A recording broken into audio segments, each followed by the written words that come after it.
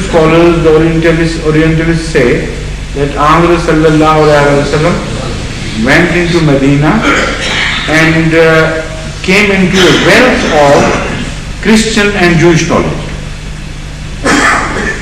He helped himself generously from that, turned it into a sort of very, as he claimed, and started speaking on certain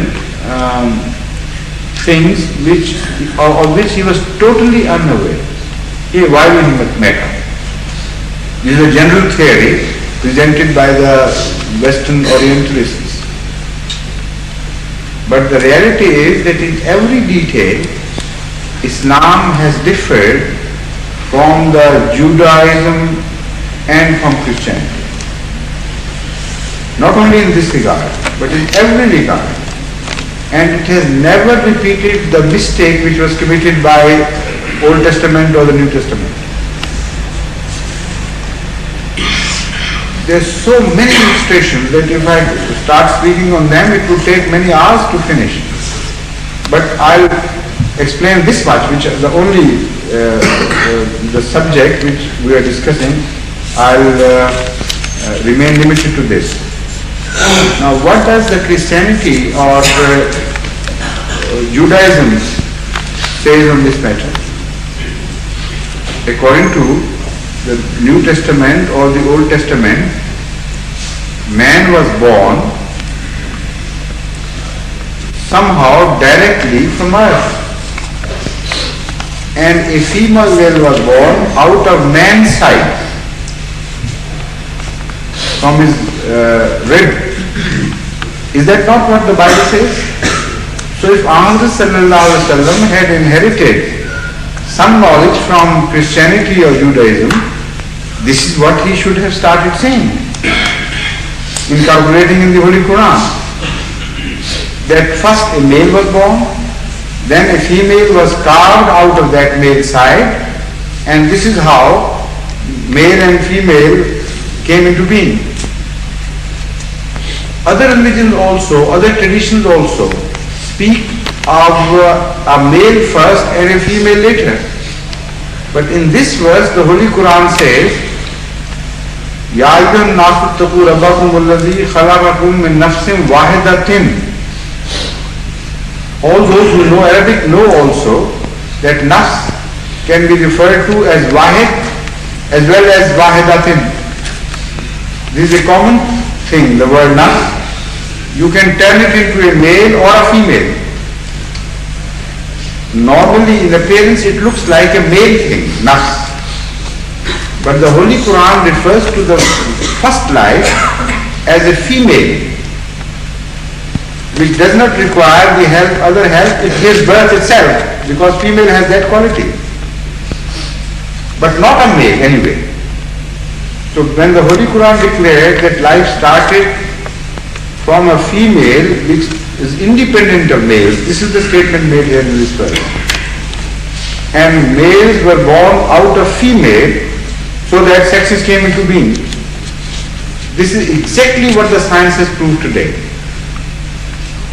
And this is exactly what was never said by any man before Ahmad sallallahu alaihi wasallam or any religion all over the world.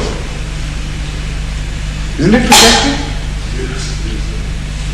But if you study biology and the origin of life and or the evolution, you will be surprised at such wonderful illustrations of this, what I am telling you, that it's impossible to conceive however a man could have thought of these things at the time of Muhammad sallallahu alaihi wasallam. And then he goes on, خَلَقَ مِنْهَا زَوْجَهَا وَبَثَّ مِنْهُمَا رِجَالًا كَثِيرًا وَنِسَاءً. When the question of rajul, that is man, and nisa, that is the plural of woman, when the birth of man and woman started, Allah says they were born out of a couple, not directly from earth, not directly from soil or clay. They were born out of a couple.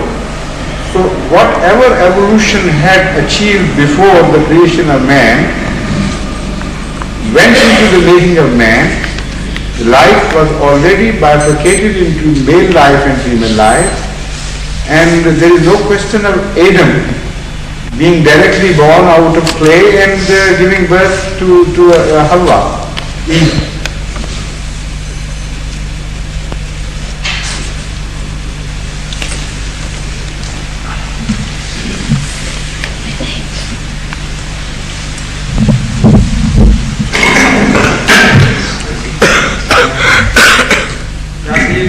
Most part of the question was explained, so I want just to add more on the subject. So, as the birth of Jesus Christ is concerned, so that is just in coincidence what we have explained, that the birth started from the female. So, if we continue after Holy Mary, so the son is Jesus Christ. So the birth started. So I don't know whether, but I learned in some literature that Jesus Christ was married. But I don't know whether the life was continuing or not. Because as far as biologically speaking, I know X chromosome, and there is no Y chromosome. The offspring would not be able to give birth to a future generation, further progeny. I know that. So we don't know what happened in that case.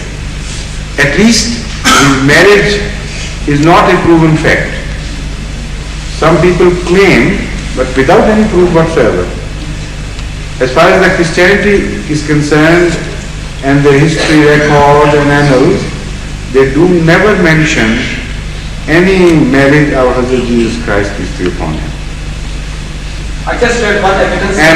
But there is a reference in Hadith, tradition of the Holy Prophet, which I interpret as I interpret in a manner that I am inclined to believe that Hazrat Isa ﷺ never married.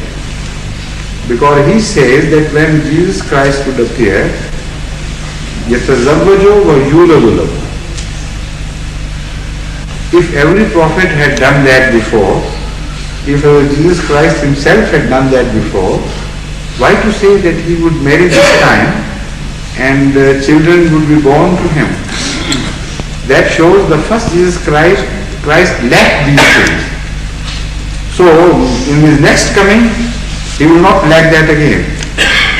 That is my interpretation. And also biologically, as you put it, it is much more likely that he did not marry. I'm sorry, but you're raising your hand? For how long?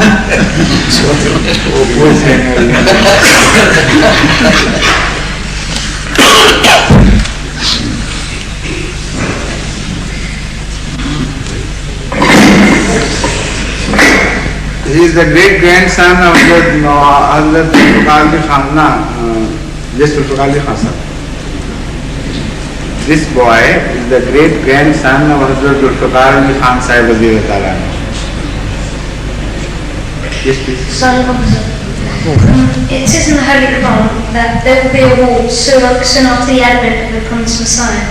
I'm not sure which verse it is, but anyway. I'm not sure either. Is this supposed to refer to a nuclear war? No, but I don't know what you are referring to. Well, it says in the Holy Quran that there will be a war soon after the advent of the promised Messiah.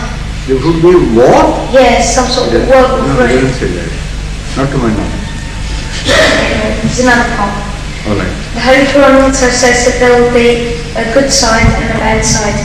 Please can you tell me which will be the good and which will be the bad? Side to start a war. Good side and bad side.